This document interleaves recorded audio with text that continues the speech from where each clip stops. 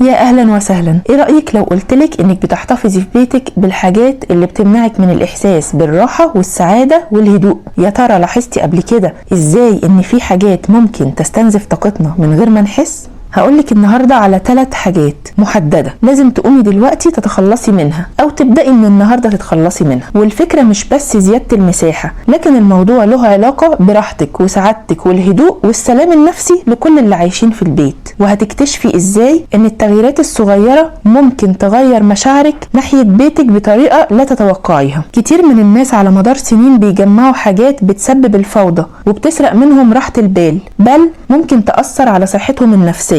ممكن تكون المعلومات اللي هقولها لك في الفيديو ده تبان بسيطة، لكنها تقدر تغير مشاعرك 180 درجة ناحية بيتك. وغالبا النصايح دي هتخليكي تحسي ان البيت اصبح بيتك اللي بترتاحي له وبتحلمي بيه مهما كان بسيط. النصيحة الاولى، اول حاجة لازم تتخلصي منها النهاردة هي الملابس اللي ما بقتش مناسبة لمقاسك دلوقتي. عارفة ليه؟ عشان هي موجودة في الدولاب بتشغل مساحة على الفاضي وعاملة زحمة، وكمان كل مرة بتفتحي فيها دولابك وعينك بتقع عليها بتفكرك بوقت فات كان جسمك مختلف، او بتوقعات مش هتقدري تحققيها. الموضوع مش بس تنظيم، لا، الموضوع انك تتقبلي نفسك دلوقتي وتسيبي مساحة لنسختك الحالية من غير ما تقيديها ولا تضغطيها. لانك ببساطة لما بتحتفظي بملابس ما عادتش مناسبة ليكي، انت كده بتضغطي على نفسك طول الوقت انك ترجعي لمقاس معين ممكن يكون مش مناسب لعمرك دلوقتي اصلا. طيب تفتكري الضغط ده نتيجته ايه؟ طبعا قلة ثقة في نفسنا.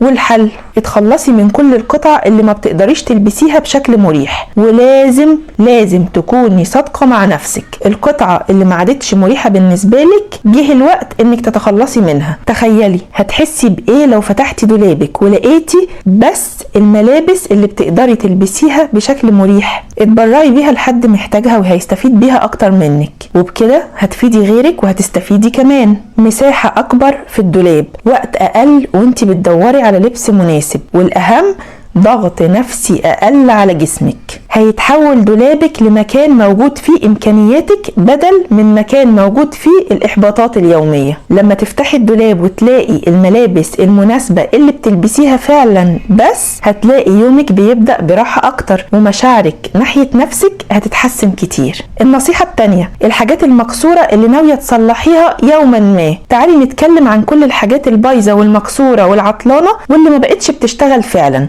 او الديكورات اللي اتكسرت او اتشرخت وعيناها على امل انك هتلزقيها او تصلحيها يوما ما. الحاجات دي بتحسسك دايما ان بيتك ناقص، ودماغنا بتسجل الحاجات المكسورة دي على انها مهام مش مكتملة، والنتيجة ضغط نفسي مستمر من غير حتى ما نكون فاهمين ومدركين للسبب.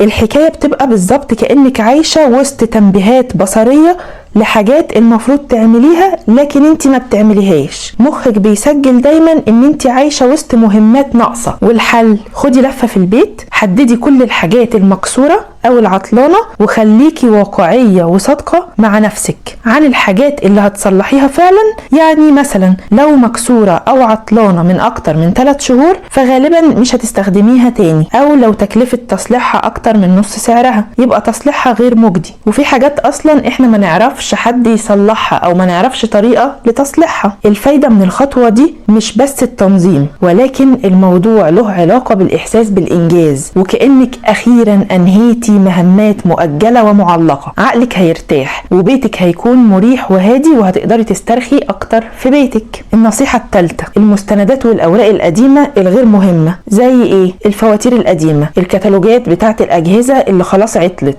الضمان الخاص بالاجهزة اللي خرجت بره فترة الضمان، وغيرها من الاوراق المتراكمة في الادراج وفي اماكن كتير. الاوراق دي بتعمل ضغط وتقل نفسي وكمان فوضى، بتخليكي مش قادرة تلاقي الورق المهم بسهولة، وخاصة لما بنحتاج له فعلا. ده غير كمان ان تراكم الاوراق القديمة بيسبب تراكم للتراب، وممكن كمان يجمع حشرات. طب الحل، هاتي صندوق او كرتونة جمعي فيها كل الورق الموجود في كل مكان في البيت، وبعد كده ابدأي فنطيهم وافصلي الورق اللي محتاجاه فعلا واللي لسه ساري، لكن باقي الورق اللي انتهى ومش هتحتاجيه تاني اتخلصي تتخلصي منه. وفي تركايه كده هتريحك، لو في ورق محتاجه تتخلصي منه لكن قلقانه انك ممكن تحتاجيه تاني، ممكن تصوريه بالموبايل، وبكده بقى عندك نسخه احتياطيه منه مش هتاخد مساحه في بيتك. بعد ما تعملي كده هتلاقي نتيجه فوريه، هتتفاجئي انك وفرتي مساحات فاضيه في الادراج بعد ما كنتي متخيله انك ما عندكيش مكان. كمان لما هتدوري على ورقه هتقدري تلاقيها بسهوله وبسرعه من غير ما تضيعي وقت ومجهود وانت بتدوري عليها. وكمان هتقللي من التراب المتراكم في البيت بشكل كبير. والاهم بقى انك هتتخلصي من الفوضى وهتحسي بصفاء ذهن، وهتشيلي عبء كبير من على مخك لما تكوني عارفه ان كل حاجه انت محتفظه بيها هي مهمه فعلا ومكانها واضح. قولولي في التعليقات ايه اكتر نقطه لمستك ومحتاجه تبدأي بيها من النهارده، واستنوني في الفيديو الجاي هكمل معاكم مجموعه تانية من النصايح اللي هتخليكم تشوفوا البيت بطريقه مختلفه